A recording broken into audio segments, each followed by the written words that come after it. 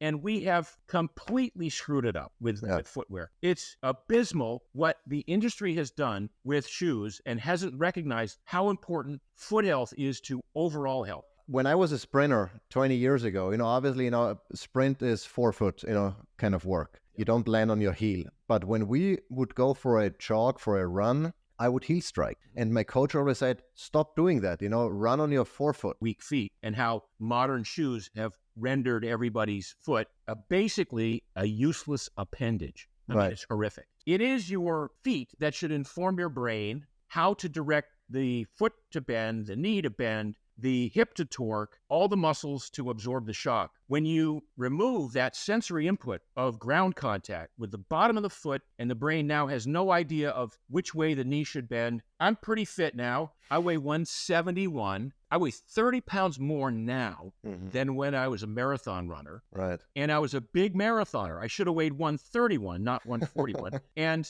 I lifted weights. I just couldn't keep any weight on. You're listening to the Primal Shift Podcast. I'm your host, Michael Kummer, and my goal is to help you achieve optimal health by bridging the gap between ancestral living and the demands of modern society. Get ready to unlock the transformative power of nature as the ultimate biohack, revolutionizing your health and reconnecting you with your primal self. Stop running if you want to improve your health and fitness. That's what I said a couple of episodes ago, and I got a huge blowback from the running community on how humans are supposed to run and we are natural born runners, etc. So for this episode, I'm super thrilled that Mark Sisson joined me. Mark Sisson is one of the most influential food bloggers and health and wellness authors and influencers that I've been following for a long time. And Mark used to be a distance runner, a triathlete, and an Ironman competitor. So he knows a lot about endurance running. And in this episode, he's going to share with me how doing so has actually ruined his health and what his take is on what humans are supposed to do to improve their health and fitness. And spoiler alert, it's still not running. So we're going to talk about what are the best types of exercises to improve health and well-being, and how foot health can really influence everything else in our body, and why the right type of footwear is so crucial, regardless of if you're a runner or just someone who appreciates having feet to get them from A to B. So join me in this episode and welcome Mark Sisson. All right, Mark, I'm super excited to have you on the show. I look at your face every single day because that's our kids eat a lot of your ketchup and mayo. I see the face every single day, and I'm excited that I finally get to talk to you about two important topics. I think one is more exercise related and how we can, leverage exercise, certain types of exercise to stay healthier, and what are certain types of exercise we shouldn't maybe be doing every single day. And then leading into foot health, right? Especially if you're a runner or if you're a lot on your feet, the type of shoes that you wear, if you wear shoes, are important for our posture health and many things that we'll talk about in this episode. But maybe let's start out with your take on whether or not humans are supposed to be, or are endurance athletes and are supposed to be running every single day, jogging, doing marathons and ultra marathons and all of those things, because I think that you've done some of that in your past, right? A lot. Too much. A lot. Yeah, right. And so I'd like to hear your take on what makes us runners or sprinters, and should we be doing either or? What's the deal? Yeah, well, my take on it is quite nuanced, because I was an endurance athlete. I was a marathon runner for years and years, and then I did triathlons. So I'm guilty, if you will, of spending that amount of time in trying to achieve greater human performance by training every single day, by running every single day. In the early days of the fitness boom, Ken Cooper wrote a book in 1968 called Aerobics, in which he posited that perhaps the more cardiorespiratory activity you did, the better it was for your heart. And I think a lot of people bought into that. I was one of them. It made sense, kind of. If you trained a lot and your heart muscle got stronger and it beat more efficiently and effectively, that maybe that would prolong your life on the back end of your life. And so a whole generation bought into this idea of, that's how the running boom came about. It was kind of a perfect storm of that book, aerobics. Then it was Frank Shorter in 1972 winning the Olympic gold medal in the marathon in Munich. Then it was Jim Fixx's book. And the next thing you know, everybody is pushing this concept of running, and at the extreme, pushing the concept of marathon being sort of the ultimate bucket list achievement. In 2010 or 2011, Chris McDougall wrote a book called Born to Run, and he suggested that we were born to run, that our genes want us to run on a regular basis, that we are set up with various evolutionary adaptations. Daniel Lieberman talks about the nuchal ligament behind the neck that allows us to maintain an upright head while we're bounding along chasing animals in a persistence hunt. Right. A lot of anthropologists would say that the evidence of persistence hunting, this notion that early proto-hominids would chase after wild beasts and outrun them and basically outmaneuver, outrun, outstrategize. They would track them. They would sprint a little bit. They would hide behind a tree. They would eventually tire the animal out, because we also develop sweat glands that allow us to cool off more in the heat, and particularly if we're undergoing hours of strenuous activity and exercise. So a lot of this really sort of would lead an anthropologist or a scientist to maybe suggest that we were born to run, that we are obligate runners. Right. So the book came out, and it was all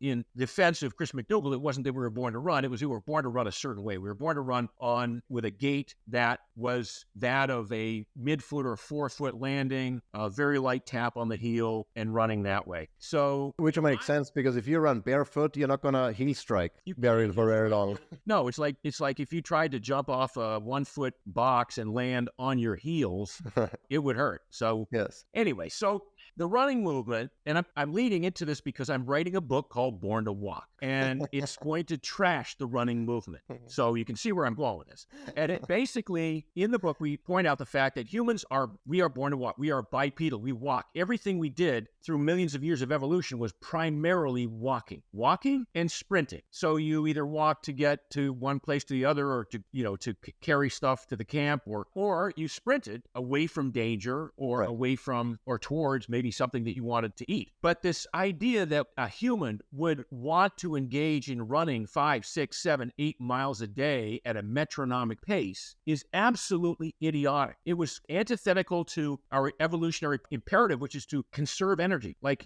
humans, all animals are designed to conserve energy. We're designed to store excess calories as fat, energy. We're designed to not even burn that fat unless we absolutely need to in certain contexts. Right. So the idea that humans in our past ran frequently, I think, is completely misplaced. I think humans ran when they had to, which meant every couple of days, once a week, the men of the tribe would go out and they would hunt an animal, and they would persistence hunt. They would jog a little bit, stop, sprint a little bit, jog a little bit, and it might take a couple of hours, but it wasn't metronomic running. And most importantly, they didn't train for it. Their life trained them for it. Yeah. So walking every day, lifting stuff every day, moving their bodies in planes and ranges of motion, trained them every single day, so that when they chose to go on the hunt, they were able to do that. It's almost like saying, I'd like to run a 10K once every 6 months, but I'm not going to run. I'm just going to enter the 10K, and I'm going to rely on the fact that everything else I do in my life, all the walking, all the cycling, all the lifting, all of the sprinting, will add up to my being able to not win the 10K, but certainly survive it and have a good time doing that. Right. So I think we were not born to run. We were born to walk. And the fact that we can run is nice. But now you come down to like, okay, well, what about these elite marathoners? They're so light and they're so bouncy, and it looks so normal and natural for them. Well, it's probably 0.1% of the population. If we're generous, maybe 1% of the population. 1 out of 100 people has the genetic constitution, which includes the aerobic capacity, the VO2 max, which is a genetically endowed concept, the body type, an ectomorph with very long legs and very slight, so they don't weigh very much. Those people are probably okay training for and competing in marathons. But the rest of humanity, who's 10 pounds overweight or 50 pounds overweight, thinking that by engaging in a running program, you would somehow extend your life, lose weight, improve your health, improve your mental well-being, it's a fallacy. It's just wrong. Almost everybody would be better served walking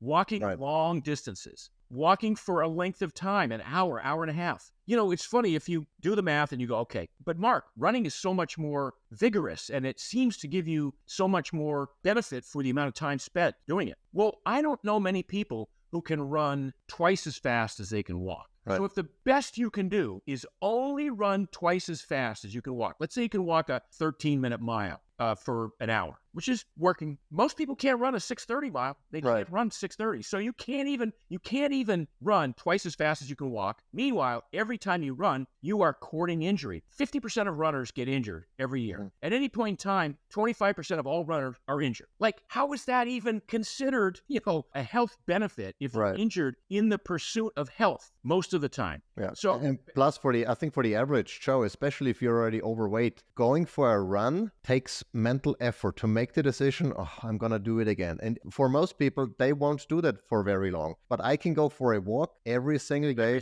and feel good about it. And, moving my 250 pounds across the trail and coming back burns exactly the same amount of calories. If I go for a run, yes, I'm quicker, I'm faster, maybe not twice as fast, but a little faster at least. I risk, my Achilles at some point giving out because it's not very well, supplied with blood. And once that thing hurts, it might take a while to stop hurting, or if you're injured, it might take a while to recover. It's a mental effort, doing it. I'm not saying that you should always take out the easy route, but if you really want to improve your health, it's about consistency, right? Do it every single day. I can walk every single day. I probably wouldn't want to run every single day 5K. And even if you wanted to run every day, you couldn't, unless you're one of those 1% or 1%, it's not good for you to do that. Now, you can do it and you can force yourself to do it. But then if you're somebody who is beating yourself up in a way that says, I'm going to do it because it hurts and it must be good for me, and, it's part of my psyche, I'll feel better about myself when it's over. And so there's a whole aspect, the mental health aspect of running should be examined pretty closely. And again, I don't want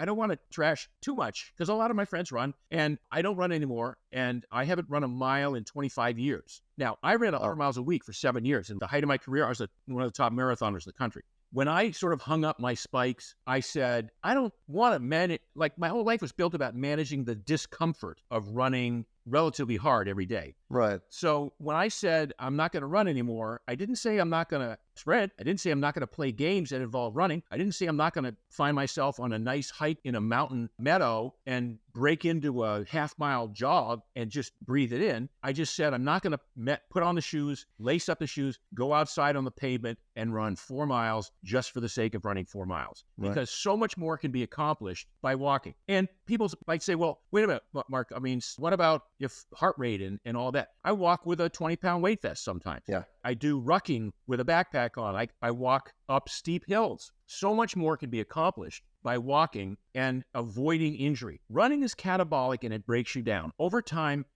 so how is running catabolic? Well, you look at every top runner. Even if they lift weights in the gym, they can't put on any upper body mass. I'm pretty fit now. I weigh 171. I weigh 30 pounds more now than when I was a marathon runner. Right. And I was a big marathoner. I should have weighed 131, not 141. And I lifted weights. I just couldn't keep any weight on because it was so catabolic. It tears the body up so much. Now, if you're an elite athlete, you don't want to weigh very much. You don't want to carry upper body mass. You look at these guys setting world records in the marathon now, and they're like 5'7", 105 pounds, quite literally. So running is catabolic, walking is anabolic. When you are catabolic, you're breaking stuff down all the time. Now, if you eat well and you're an average U.S. runner, you build back the glycogen reserves. You carbo load every single day to go out and do it again the next day. But the event itself is catabolic. Walking is anabolic. So walking tends to build or preserve lean mass. It's not building in and of itself, but it's creating the hormonal input that will accentuate what you're doing in the gym, for instance. Right. So there's no reason to be thinking that running is a good choice as either a weight loss program or a muscle building program or even a general cardio program. Look, Michael, everything you do in the gym, everything you do in life is cardio. It's just a question of how hard you're doing it. If you're doing sprints, if you're doing assault bike, if you're doing VersaClimber, if you're doing sprints on a bike or whatever, those are high heart rate. Those are as cardio as some metronomic zone 3, zone 4 workout you might do, right? Yeah. And there's no lesser benefit from that sort of cardiac output. Right. If I go to the sauna, and crank up the heat, my heart rate is at a comparable level where it would be when I go for a light jog, and I get all the benefits of sauna bathing plus the cardio workout.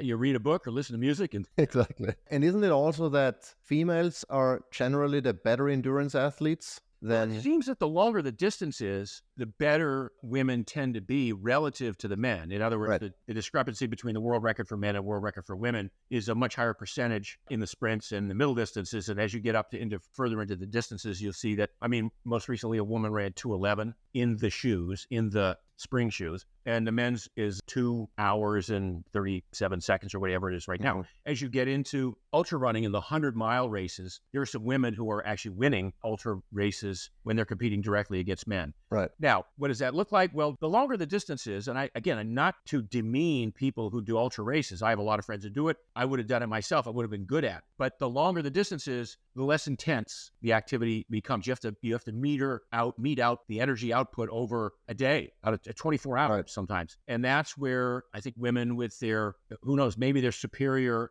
mental fortitude in combination with their body fat stores, they have more body fat. And this really low level endurance activity that is ultra running, the longer you go and the more time you allocate to it, the higher percentage of energy comes from fat and less from depleted glycogen stores and having to rely on glycogen and having to rely on sugar and stuff like that. But it's an interesting observation that it's great to see that there's an athletic pursuit that women are as good or better at. Right. But I would also indicate, because we say, well, men used to be, the hunters, and the endurance athletes. Well, it looks like if it comes to, ultra endurance, that doesn't add up either. There was no rationale for that. Right. Yeah. All right. Now we have established, okay, running might not be the best thing you can do if you want to, improve your health span, your longevity, and really your overall fitness and also mental health. There are better things you can do. You mentioned sprinting. What's your take on biking, rowing, those kind of things that are also quite endurance disciplines, but not quite as tense on the body as running? Absolutely. And I think we mentioned briefly the heel strike nature of running. That's one of the things, if we go back to the running boom and how it got way out of hand, was the thick shoes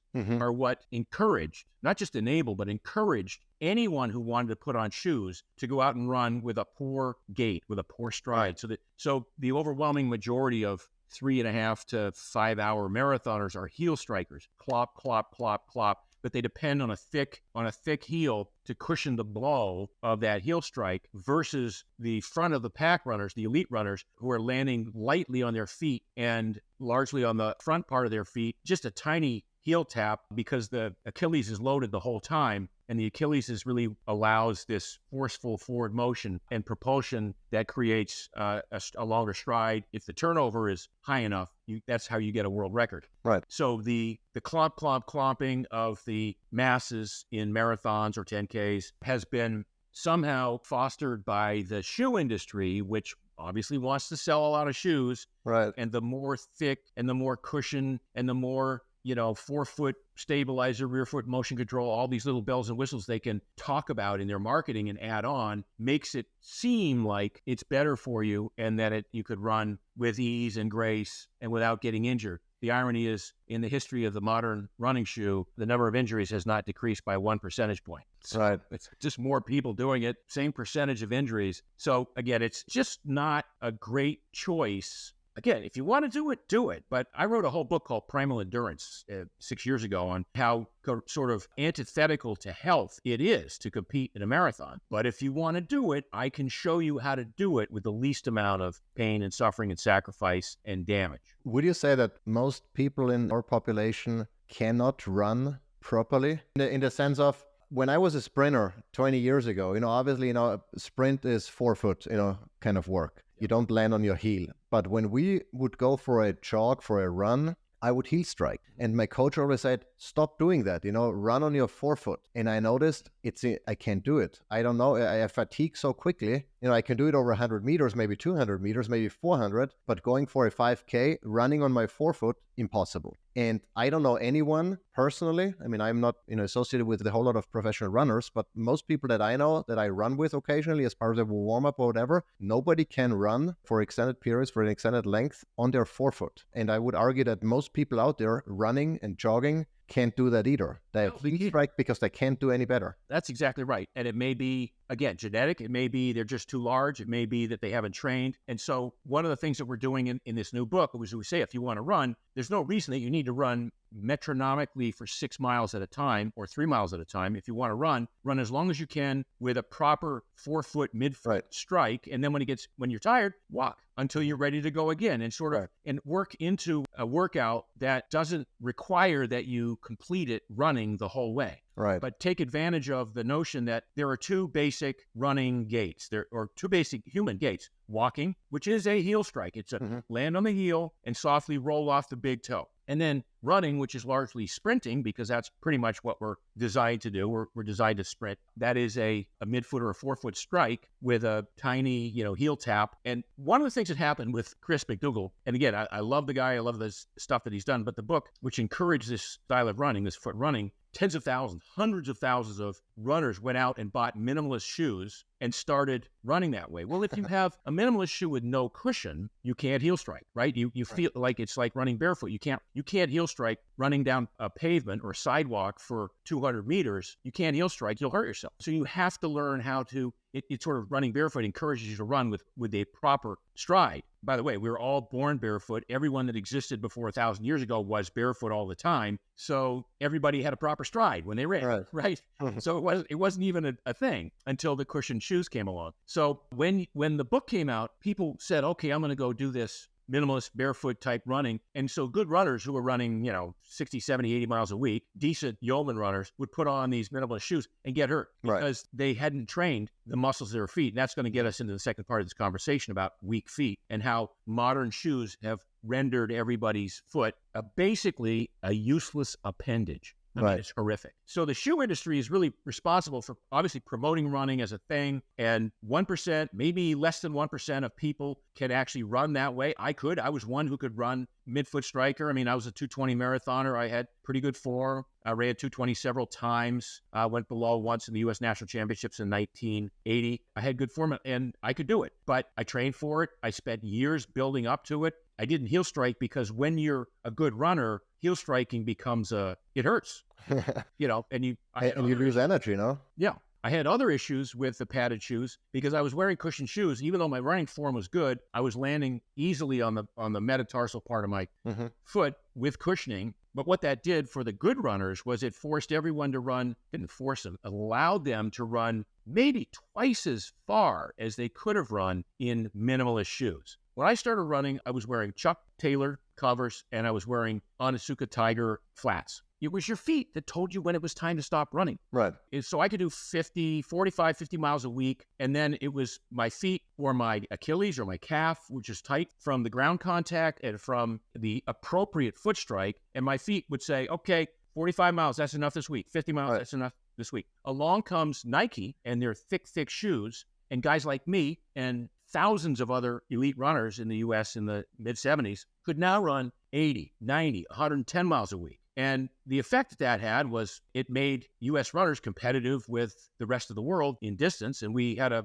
period of time in the 70s and 80s where we were the top marathoners in the world until the North Africans came along. But that's because we were able to do so many miles because of the cushion. Now you might say, well, that sounds like a good thing. Well, I wear this device, this heart EKG strap, every time I do a workout now because I messed my heart up by running too much. So the shoes actually allowed me to train more than I should have. I should have listened to my feet with minimalist shoes and my lower extremities would have said, Mark, that's enough for the week. No. But because the heart has no innervation, has no sense of pain, has no say in the matter, when the brain decides to go out and do a 10-mile run today, the heart goes, oh, okay, let's do it. Let's pump. Right. And then the brain says, oh, let's do that. Let's do 15 tomorrow. The heart goes, wait, okay, let's go. The heart doesn't say, no, hold up. We can't do that. Michael, if you go to the gym and you say, I'm going to build biceps, you don't do 100 reps of 90 pounds every day to build your biceps. Your biceps is going to go, whoa, that's enough, dude. They will hurt. Heart doesn't have a say in the matter. So one of the things that happened from the running boom was my generation, the guys that are now in their 60s and 70s who ran hundreds of miles, thousands of miles a year. Now we have AFib, premature ventricular contractions. I've known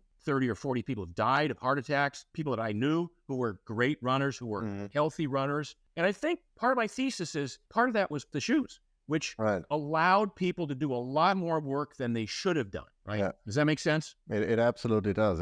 It's basically masking what your body is trying to tell you.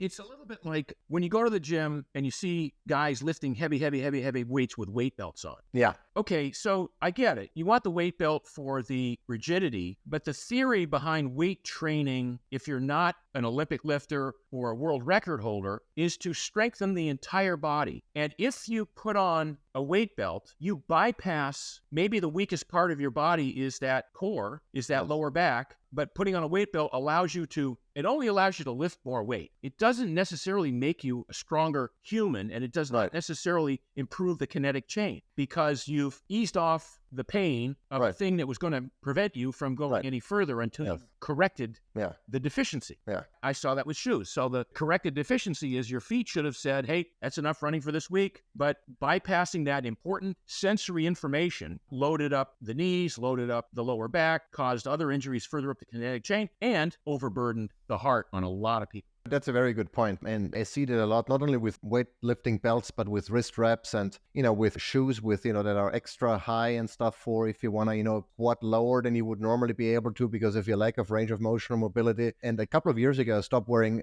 any of that. I mean, now I work out, in Pilubas, I do everything from front squats to deadlifts to really anything. And it really helps me to assess how my body is doing with certain movements and if I should stop or use less weight or modify or whatever the case might be, instead of just mitigating the problem or masking the problem, really, I think is the better word, and moving on and then getting hurt at some point because, I have a weak spot that I kind of masked with a tool or with a gadget. Exactly. By the way, all in the pursuit of just adding more weight. This is the thing that people don't understand is that the reason you lift weights, unless you're an Olympic lifter and you're going for world records and you're going for personal bests, why are you in the gym? You're in the gym to improve your health. And if improving your health is going to be impeded because you put on a belt that allowed you to lift more weight, almost cheating because you're not using the full amount of your body, what's the purpose? Just so you can say that I deadlifted 485 instead of 405? I mean, I guess if that's something you're going to write down in your diary, great. But if you're really looking to improve the entire kinetic chain, fix all the problems, train yourself as one unit, not as different separate parts of a body, that's the way to do it. Right. Totally agree. Now let's maybe talk about, regardless from running, I mean, the right type of shoe for running is obviously important, as we've discussed, but you don't have to be a runner to be either positively or negatively impacted by the type of shoes you wear, right? So what's the issue with modern shoes? Well, the issue with modern shoes, several-fold. Number one, in the interest of fashion, most designers have pushed the big toe and the little toe on the foot so that they make a nice pointy shape at the end of the foot. And that, became fashionable a few hundred years ago and stayed in vogue. If you look at people's feet from the late 1800s and early 1900s, they were horribly misshapen because of the cowboy boots or because of the fashionable shoes they were wearing. Again, all in the interest of so-called fashion. Now, even today, we have, some athletic shoes that they're cushioned. So they're in the pursuit of relieving discomfort. Shoe manufacturers add pillows, cushions to the bottom of shoes. And so you put these on in the shoe store and you go, wow, it feels great walking down the aisle of the shoe store. It feels cushiony and bouncy and it might feel good for a few minutes or maybe an hour. But over time, that lack of contact between your foot and the ground burdens the rest of your kinetic chain from the ankle up through the hips. So it is your feet that should inform your brain how to direct the foot to bend, the knee to bend, the hip to torque, all the muscles to absorb the shock. When you remove that sensory input of ground contact with the bottom of the foot, and the brain now has no idea of which way the knee should bend, because sometimes the knee has to bend a little bit sideways, and sometimes the knee bends forward, and sometimes the ankle rolls quite a bit in a good way to offset a shock. If you step barefoot on a medium-sized rock the wrong way, your foot curls around the rock. Your ankle bends so that your knee doesn't tweak sideways. Right. When you put on the type of restrictive shoes that we're talking about, either the modern, fashion footwear or almost all modern athletic wear, you bypass the sensory input, you restrict the feet. So now the big toe, which is supposed to be pushing off almost by itself, leading the way on a push-off when you walk through your gate and you land with your heel and then you push off the big toe. Now it's scrunched over into the second toe. Now the little toe has become so pushed in that when I see people barefoot now, it looks like the little toe is it's shriveling up and going to fall off. It looks like a vestigial organ. It's really scary what people have done to their feet. And unfortunately, especially women, right? Especially women. The high heels, all of the fashionable footwear. And if you stop and you think everything we do starts with our contact with the ground. Feet are the most important appendage we have. It's how we get from here to there. It's how we walk anywhere. It's how we climb into our car and press the gas pedal if we're driving somewhere. It's how we initiate a golf swing, a baseball throw, a basketball shot. Everything we do in sports depends on the feet being strong, being resilient, being flexible, and we have completely screwed it up with footwear. It's abysmal what the industry has done with shoes and hasn't recognized how important foot health is to overall health.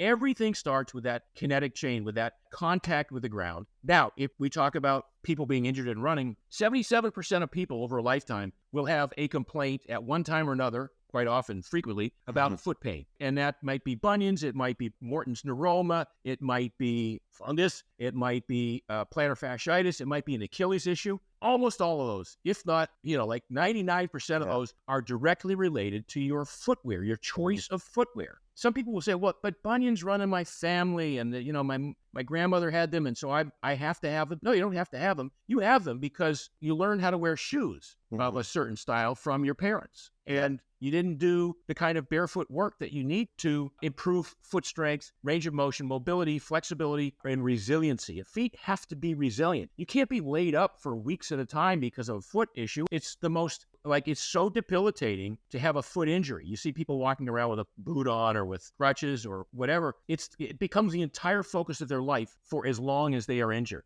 until it resolves. Yeah. And so much of this, Michael, so much of it is a result of the choice of footwear and shoes. And it starts with kids. That's really if at some point during your adult age you decide to wear certain types of shoes, if you've walked barefoot for most of your life until that point, there's probably a lot you can still do, to backpedal and avoid most injuries. But if you look at most footwear for kids, the other day I saw a video where they took like regular sneakers, I don't know if it was Converse or something, I don't know exactly the brand, and they cut off the top basically, so you could see what would happen to the toes when you start walking. And you could really see with this motion, it presses together, the outer toes inwards, and leading exactly to those type of issues like bunions, over time. Imagine if you do this for 2 decades of your life till you realize that you've been wearing the wrong types of shoes. And by the way, 2 decades makes you, 27 by the time it starts to kick in. Imagine people now who are, 4 or 5 decades into wearing shoes and assuming that the shoe that they bought in the shoe store, which was sold to them by a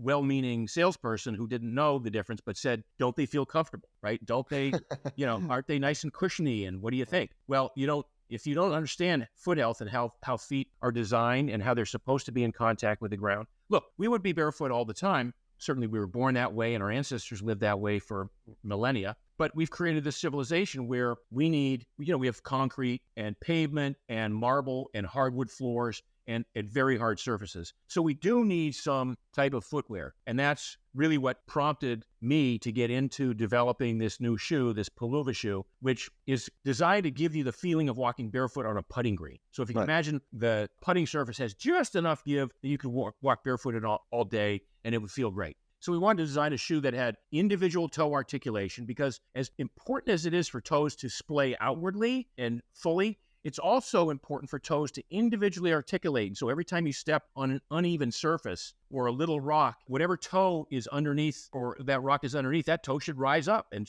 feel it. Have a smile on its little toe face for the feeling that it has. Right. Rather than scrunched into a normal shoe, you should be able to feel the surface of the ground you walk on. We call this ground feel. It's a very important aspect of the whole minimalist shoe movement. Mm-hmm. And what we've done is we've introduced this 5-toed shoe called Puluva, which I think is going to revolutionize the way we look at footwear and foot health. We're already seeing amazing results from people who've had decades of foot problems, and they struggle to get the shoes on the first time because their feet are so deformed. Right. But after a few times wearing them, they're like, oh my God, this is like transformative. And we get these stories every day about people are feeling like they want to walk now. Not like, oh my God, I have to go for a walk because my doc says I'm supposed to, but my feet hurt so bad, or I hate the shoes that I'm wearing, or my knees hurt when I walk, or my lower back hurts when I walk long distances. That's all a result of the cushioning, by the way. I get lower back pain if I wear regular shoes. Like every once in a while, I'll do an experiment and I have normal sort of thick athletic shoes and I'll go for a walk in them. And I'm like, yep, that's the back pain because my feet are not telling my body, the rest of my body, how to bend, flex every single muscle, which it knows how to do. It just misses the information if you have all these different types of footwear. So Paloova's exciting to me. I appreciate the fact that you've been wearing it and using it and experiencing the benefits of it. And I think you can see where we're headed with it. Yeah, no, absolutely. And, speaking of back pain, I wanted to share a little anecdote as well. I used to be in sales for a software company and, attend a lot of trade shows and stay behind, stay at the booth and talk to people, etc. And my few hours in, my lower back would always hurt. Experimented with different types of shoes, even, athletic shoes, then with cushioning and everything, the back pain would not go away. And then at the last conference, that's already when I, had my first pair of Paloova's. Actually, I purchased a pair before you guys, reached out to me, and I wore them at a conference, 2 days in a row and no back pain. And for me, I think it was the lack of heel raise, right? Yes. Because raising the heel means, you have to somehow compensate for that because otherwise you would be, leaning forward all the time, right? Yeah. And so taking that out of the equation, having a flat type of sole without the heel raise made a huge difference for me. Now I can wear them all day. In fact, I'm not sure if you've seen it, but we went to Mallorca in Spain not too long ago, my wife and I, and we crossed 2 mountains. I clocked all in all 120,000 steps wearing only the Paloova's, and I did not have any pain anywhere whatsoever. It's pretty compelling. I mean, I was just at a trade show. We were at a trade show last week in Austin. It was called the Running Event. It's a running shoe store, specialty store event, because I want to get these into running shoe stores, not so runners run in them, but that they walk in them, that they wear them all the time they're not running. And in so doing, they'll strengthen their feet. They'll work the small muscles of their feet. They'll build their arch back up because many people, depend on the arch support of a cushioned shoe, which all that's doing is causing to atrophy. Some people wear, orthotics for that reason. And again, it's like, why don't you fix the problem instead of putting a Band-Aid on the pain? So, and we have a lot of ultra runners who are now rucking and walking and training in Paloova's, doing 6, 7, 8 hour mountain rucks with 40 pounds on their back as part of their training. Now, when they race, they're going to run, they're going to jog the ultra, but they're walking, they're hiking as part of their training to build the strength up in their legs and build the strength up in their feet. And that's one of the things that gives out on a lot of the long distance athletes is the foot muscle, because they're bound up in these shoes that, again, feel good the first 2 miles, but then as the miles wear on, they're not feeling good at all. And that's partly because the feet have not, it's the same thing. They haven't become as strong as the rest of the kinetic chain. You need the feet to be the strongest part of that posterior chain. I guess leads to one question. If someone has been wearing regular shoes for decades maybe, and now they want to, they realize the issues with that approach and they want to switch to minimalist shoes, they want to, get a pair of Paloova's, do you recommend them to kind of ease it in, to get used to it over a period of time, or just wear them every single day from the get-go and be okay with some initial discomfort? Because I can tell, especially when I'm wearing for CrossFit, when I jump a lot, when I box jumps, etc., if I do that a lot, I can tell at some point my feet are fatiguing and I need to give them a break, right? You don't want to go past that point because otherwise you might get injured, right? So what is your recommendation there? So the recommendation is if you're just walking around the house, standing, walking, doing easy, movement around, then, a couple hours the first day is great. If you're going to go to the gym and you're going to do foot planted exercises like squats and lunges or leg presses, same thing, wear them for the whole workout. If you're going to go for a walk, don't walk more than 2 or 3 miles the first day, just to be sure. I tell people, look, if you're going to go on a long walk, wear them for the first 2 miles, bring a backpack with your other shoes in, trade them out, just to be sure the first time. My next door neighbor is a woman. She's 65 years old. She walks every day. She was walking in, traditional either Nike or New Balance thick shoes. She just transitioned over to Paloova's. She got her first pair like 4 months ago. She's worn them in the gym every time. She loves them, but she didn't dare walk with them. And I told her this whole thing about, well, take them out on your next walk, because she does 6 or 8 miles at a time, and bring your other shoes with you. And if she said, I went and it was unbelievable. These are my new walking shoes. Like, it's unbelievable the difference.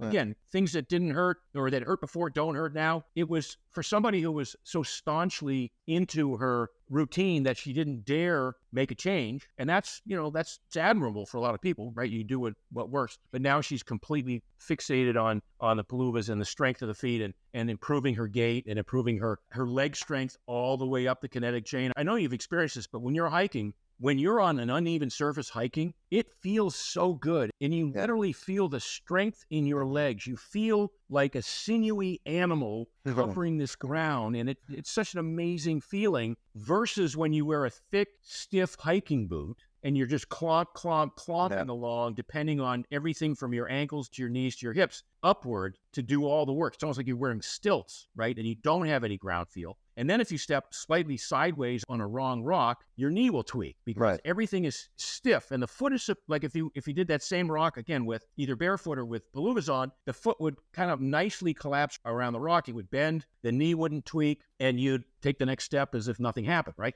Right. There's one more thing that just reminded me from our last hike. One thing that I was concerned was because it was a fairly rocky path that we hiked on Mallorca, and I was afraid I might bump my toe, which I have done plenty of times hiking with regular hiking boots. Yep. And I did not. And I'm like, I wonder why that is. And my theory is that because I have better feedback from the ground, that I'm not as clumsy. 100%. So you're not as clumsy, you're lighter on your feet, which is sort of the same thing. I think you also now have a situational awareness. You'll see 2 or 3 steps ahead of you and you'll plan for the outcome, for the landing. I do a very rocky, I'm talking about sharp, pointy rocks and all kinds of different things in France. And I get to the point where I can run through some of those and just bounce from one to the other. Right. And every time the foot lands in a different position. And it's great. It feels perfect. And it's not the kind of situation where you say, well, I'm going to turn my ankle doing this. No, because as your feet get stronger, it begets even more strength. So then when I go play ultimate Frisbee, shall we say, on a grassy field that's full of gopher holes and stuff, I can still sprint down the field with my palouvas on. If I step wrong on a hole,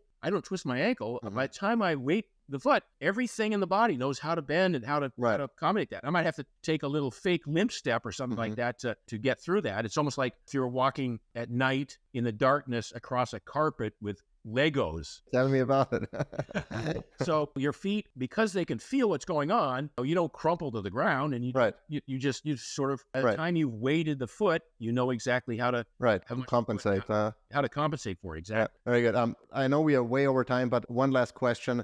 I'm someone if I see something that's better for my health, I go all in and I disregard everything, fashion, style, what have you. And now there are some people who are not yet comfortable with the individual toe boxes that want to do minimalist shoes, but maybe regular looking ones, if you will. Yeah. What is your take on this? Are you pushing those people to say, give it a try, do it anyway? Are you planning on coming out with what I would consider a compromise to kind of ease them into the barefoot movement? Or what's your take on that?